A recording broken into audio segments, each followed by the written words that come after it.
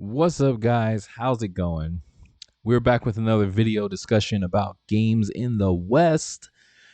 That's what this playlist is about, right? So, that's what we're going to talk about. I know that was kind of weird, but there's a reason why I said it that way. That's what we're going to talk about. Another game in the West, or lack thereof in the West. So, why is Blaze Blue playing in the background?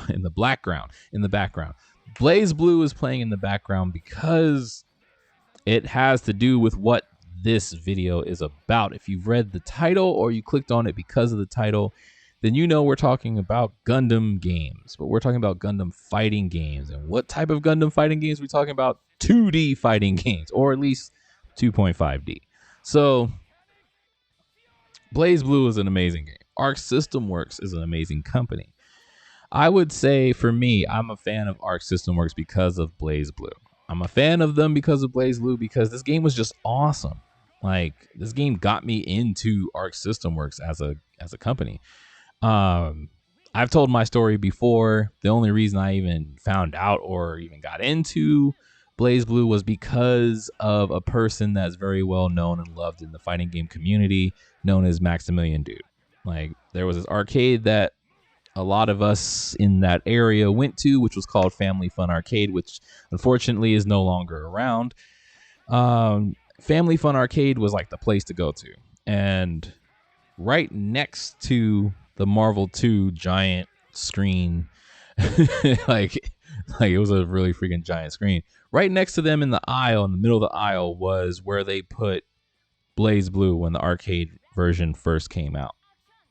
So after playing Marvel 2, me and my brother are there. Dudes are doing infinite combos. It was always like the main attraction. That's why it got the biggest screen. I think it was like a 70-inch screen or something like that. It was ridiculous. We were playing, and we turned around and we saw this cool anime game with this awesome soundtrack, and we were like, whoa, what is this? So we're literally just standing in front of it, staring at it, and we're like, what the heck is this? And Max came in. I didn't know who he was at the time, just other than the fact that I had seen him at Family Fun before.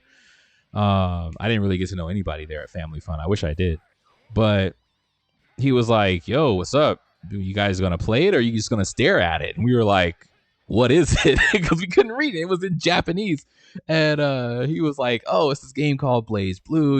It's a new game by Arc System Works, blah, blah. He gave us like a brief description of it. And we were like, you know what? Let's try it. So we played it, had fun, and we were like, man, we got, like, if this comes out on console, this is going to be awesome. So yeah. So that was kind of how we got into it. But other than that, there have been Gundam 2D fighters, which is why I bring it up. There are, I don't know how many there are exactly. I've only been exposed to 4 of them. And the 4 of them that I've been exposed to, 3 of them are good and 1 of them is questionable. And the one that's questionable is this one.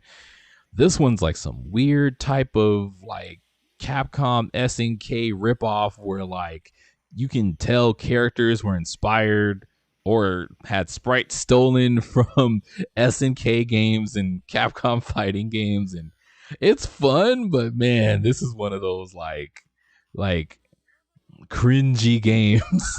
Like the Dom is like, it's got animations from Hamaru from Samurai Showdown, and it's like I said, this game is all over the place, but it's still fun to play. It really is. I can't beat it, but it's really fun. And then we have like, what was it? Gundam Wing Endless Duel, which came out in like '96. Just to cover the timeline a little bit, and then of course everybody knows about Gundam Battle Assault 1 and 2, which were on the PlayStation era. But that's pretty much it. Like, as far as I know, that's pretty much it, because Gundam Battle Assault 3 was a 3D fighter following the 3D fighting trend at the time. And it honestly is like, what happened to their 2D fighters? I don't know how Bandai Namco works. And honestly, I don't think anybody really knows how things go on at Bandai Namco. They don't really communicate with their audience too much. And heck, Capcom, they just had a huge shift, at their in their offices. So they're trying a new approach, and I really like that new approach of how they released how they announced season 5 of Street Fighter, how they brought it up, kind of like how Monster Hunter does it. And then we had the Japanese developers roundtable, thanks to, Harada and others. That was amazing. We got so much insight. I hope we have another roundtable. We really need another one, and we need more of them, especially just for like other fighting game devs. Hopefully we can have one outside of Japan, where like NetherRealm and other, American or European fighting game developers can come together and talk also. Or maybe we can just have one big, roundtable conference where, maybe not East and West together, because that would be kind of hard to match up the times based off people's schedules and, people's lives and, livelihood, whatever they got going on.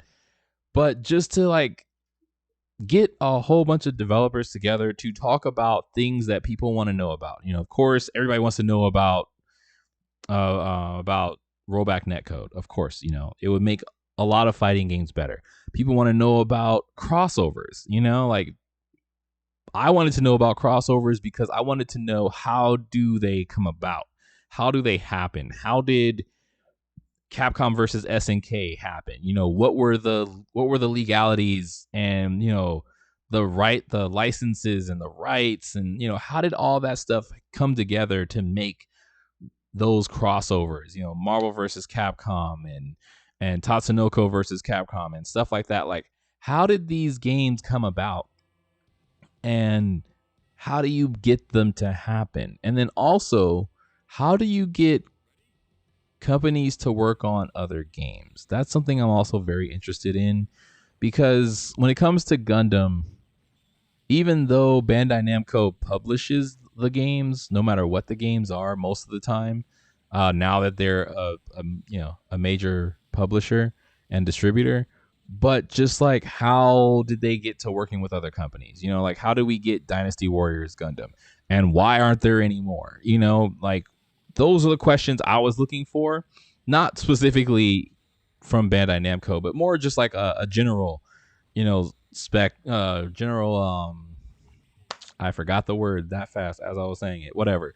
General overview of just like how these collaborations work between companies, because how can we get more of the games that we like, that we want to play, and how can we make that happen? That's the main thing. How can we make that happen? As far as like Gundam goes, we have Extreme Versus, which is pretty cool. I love Extreme Versus. It's been around since the Nintendo GameCube, and the game keeps getting better. They've re-released Extreme Versus Maxi Boost On, which I think was a great idea. But honestly, I think they need to go above and beyond. They need to do more. There's like so many Gundam series now that it's trippy. It's like each Gundam versus game the roster gets bigger and bigger and bigger, and there's still so many Gundams that we've yet to see in a versus game. But overall, just how can we get back to 2D fighters? And that's the thing I want to ask other people. How do we get back to requesting games that we want to play? Dragon Ball Fighter Z was an amazing game done by Arc System Works. And that's why I think Arc System Works would be great at making a Gundam 2D fighter. Like, if I wanted a open world action RPG Gundam game, I would definitely want Platinum Games to make it, because Platinum Games, like Arc System Works, pays attention to detail. They do their research. They go above and beyond what you think the standard would be for a game that they're going to work on. And I think Arc System Works can handle that. I mean, if you look at Dragon Ball, you look at the detail of the world, you look at, how they pulled all the moves together and how they did the research on the moves and how they had to build the system in order to get all of these sprites that probably wouldn't work together in any other fighting game to work. Like they had to pull from the manga series for things like, I think it was for Yamcha and for Vegeta. They were missing animations that they could add into the attack list, and they were like, okay, we can't use the anime, like we ran out of material, let's pull from the manga. So then they pulled from the manga and they posted like screenshots, like I remember it was Vegeta. They were like, we didn't know Vegeta could do this until we found it in the manga, and they posted this picture of Vegeta doing this attack that was only seen in the manga and never seen in the anime. So it was like that, like stuff like that. Like Arc System Works pays attention to detail, and I love that. I would love to see what they would do with a Gundam game, because if they were to work on, let's say like Battle Assault 4, or let's just say like Mobile Fighter G Gundam, which self-explanatory, that would be an amazing game. Like let's just test that. Let's just have them work on a Mobile Fighter G Gundam fighting game. It could be 1v1, 2v2, 3v3, tag system or not, assist system or not. It wouldn't bother me at all. I would just love to see how they would do it, because Mobile Fighter G Gundam is a fighting game, is a fighting anime. So why not? And is that something that you guys would be interested in? Is that something we would all be interested in? Is that something that we could push for to let Bandai Namco know that that's something that we want?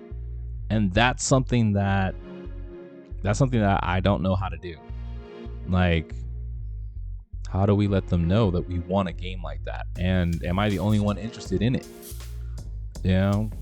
So that's what this video is about. A little bit of history, but who else is interested in Gundam 2D fighters other than me? If you're interested, let's work on getting this done. Let's work on making it happen. So I look forward to seeing what you guys put in the comments, and until then, I'll see you guys in the next video. All right, peace.